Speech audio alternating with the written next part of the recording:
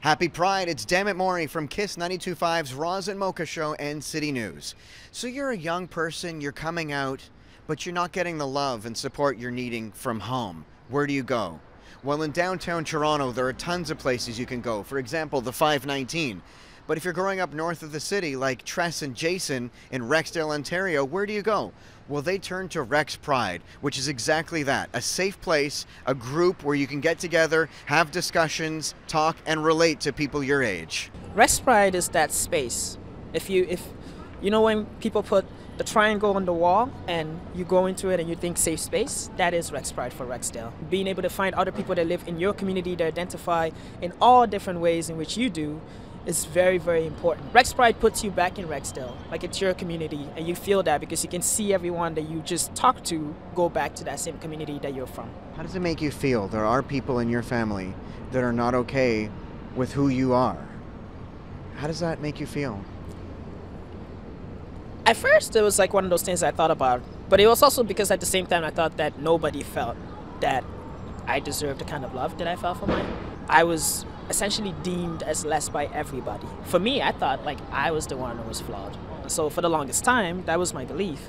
And since I believed and held on to that so long and so strong, I can see why they do as well.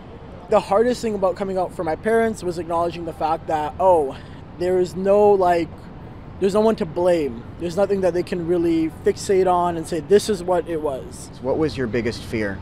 Homelessness, financial stability,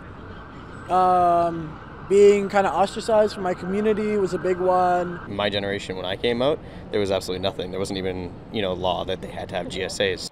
In 1998, when Terrence Rodriguez came out, there was no one for him to turn to or no place to go and feel welcome around people just like him.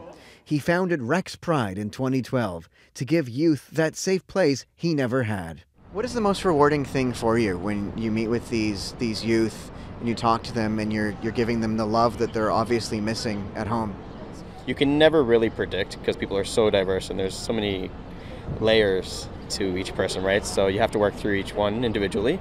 But when you get through that and after a year or so, you start to see some progress. And in the end, it's just like, wow, okay, you're doing great, you're more confident, you're making goals for yourself, you're achieving them. For anyone watching that might be in the same situation and who is a parent that is having a hard time accepting their child, what would you say?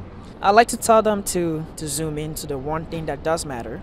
The child is alive and well and happy and loved. It's going to be confusing, it is going to be difficult. It still beats the idea of not knowing if your child is okay, if they're all right, if they're loved, and if they're happy. As long as you have those things, you've done your job as a parent. Is love not love? Love is love. Love is love.